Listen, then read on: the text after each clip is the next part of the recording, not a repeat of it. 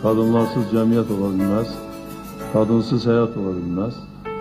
Azərbaycan kadınları da artıq öz ağıllarına görə, zəkalarına görə, biliklərinə görə, istedadlarına görə, eyni zamanda gözəlliklərinə görə dünya kadınları içərisində özünə məxsus və çox yüksək bir yer tutublar.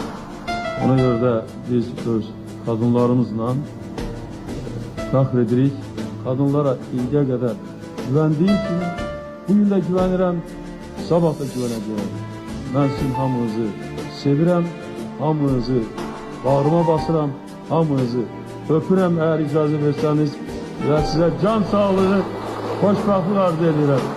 Sizə uzun ömür və yeni nailiyyətlər arzu edirəm. Sağ olun.